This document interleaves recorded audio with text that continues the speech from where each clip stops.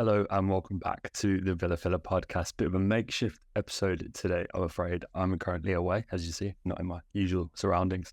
Recording this live from the professional setup that is my little sister's bedroom, away with some family at the moment. No Mike, unfortunately. Dan is home imminently from his work in the States with goal, but I just thought I'd hop on today because there's a whole lot of stuff going on at the moment. Obviously, we had the win against Lazio last night, and there's quite a lot of business right at the moment.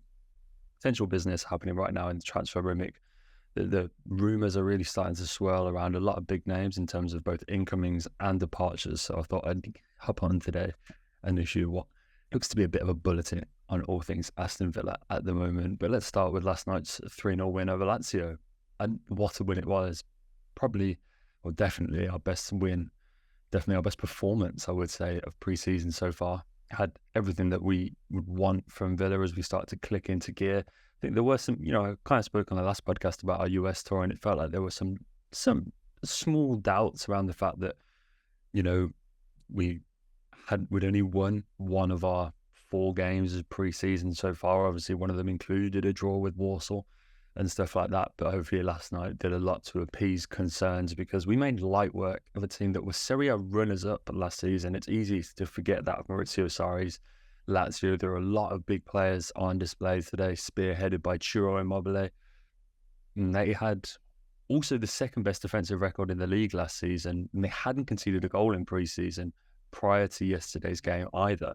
And that was until Villa rocked up and disposed of them 3-0. And we didn't have it all our own way. Ollie Watkins missed a penalty. I saw someone on Twitter, I've forgotten the handle, so I can't credit them, unfortunately, saw that's now 4 out of 11 penalties Ollie's taken for Villa that have hit the back of the net, which is a bit of a problem. And you sort of have to think that if we are going to address any more positions in that forward line, then looking for someone that's capable of becoming Villa's primary penalty taker might not be such a bad idea. But Villa certainly didn't struggle for goals, and Ollie certainly made up for what was the penalty miss and took a really nice chance.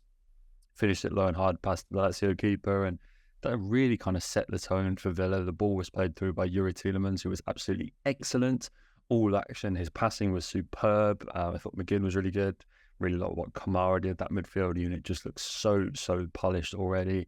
Good to see Pau Torres. Mings was good. And you know what? I'll say it quite clearly, but I didn't think Robin Olsen was all that bad either. But it's interesting we sort of talk about that midfield core because, again, links for Dani Ceballos have come up. And I'm not going to talk about this in too much detail because we have spoken about Dani Ceballos at numerous points. So not just before Unai came in, but I think before that as well. Obviously, he's a player that Unai likes. He's a player that Unai brought in at Arsenal and on a loan deal at the time, but someone that Unai Emery has clearly been keen of and worked with in the past. Sport are saying that we're reportedly readying a €15 million bid for Real Madrid midfielder Dani Ceballos. And if you're kind of sat there thinking that feels quite low, then you'd be right, because he only signed quite a lucrative 4-month contract at Madrid just earlier this summer. So it's interesting that already you're starting to see rumours that apparently Emery is going to use the ambitious project that we have going in B6 to convince the midfielder to leave Madrid for the West Midlands. But he's a player that I think would fit really nicely into our system. 11.5 progressive passes last season per 90, which leaves him second in the Real Madrid squad.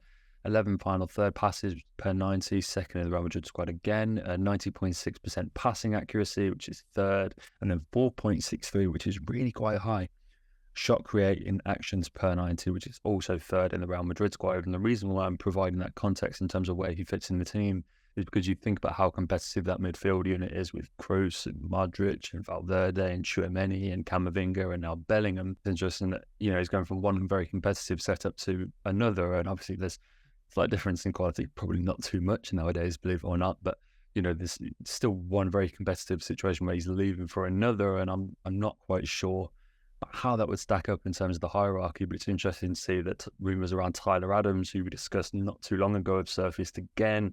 It's that £25 million release clause. Chelsea's interest has also been noted by The Athletic, who are obviously very reliable on the transfer front. Seems that they're starting to move away from Moises Caicedo and have landed on Tyler Adams, a very highly technical, very solid defensive midfielder, very good awareness for a 24-year-old. You can see why they're kind of going that way after moving away from Caicedo. From AVFC Stato, our good friend Dale, posted that last season, Adams with 10th overall in the Premier League in tackles won, 4th in tackles attempted, and 2nd in dribblers tackled. So he's this very all-action defensive midfielder, and you have to think in terms of a like-for-like, well, not necessarily like-for-like, but in terms of that position, swapping out for Kamara. You're next looking at maybe someone like Douglas Luiz to step into that deeper 6 role, which probably isn't his bag. I think we've all seen that he's a bit higher at the pitch. So maybe the one for Adams makes a bit more sense than Ceballos, but it is £10 million more expensive. All of this might be kind of alleviated, I guess is the right word, by the potential departure of Luca Dean. Tom Collins of the Daily Mail is saying that Al Hilal, who are the side that was signed Ruben Neves, Sergej Milinkovic-Savic, who should have been playing for Lazio last night, but completed that move to Saudi Arabia earlier on in the window. Malcolm from Zenit St. Petersburg, Kalidou Koulibaly from Chelsea have been interested apparently in Luca Dean. And he also states in that article, it's quite interesting that Serie A champions Napoli also took a look at Luca Dean earlier on in the window, but were pushed away from that because of his high wages, and that made any deal difficult to deliver. Obviously, that's not a problem for the Saudi Arabian clubs, particularly those big 4 teams that are owned by the Public Investment Fund. Just something to consider there, because that would leave Villa totally short of left backs ahead of the new season. So food for thought. We've also seen rumours for Aaron Ramsey, a little bit late to this one, but apparently there's a 10 million bid incoming from Burnley. It'd be interesting to see just how much it would take to soften Villa's resolve on that front. And we need to get better at as a selling club, and I think certainly some of these young kids are going to have to look for opportunities elsewhere, given how stacked, particularly that midfield area, is currently right now for the Villa. So plenty to consider, but guys, that pretty much sums up the roundup of all things Aston Villa at the moment. I'll be back in just a few days. Dan will be back too, so we'll be back as a duo ahead of got the Valencia game not too long, and then that big season opener away to Newcastle next weekend. But guys, as always, thank you very much for watching. Make sure you check out the link tree in our bio for some more exclusive Villa content. Like, subscribe, leave a comment on how you thought we played yesterday. Love to hear who you thought your standout player was, and I'll be back real soon. Stay safe. Of the Villa.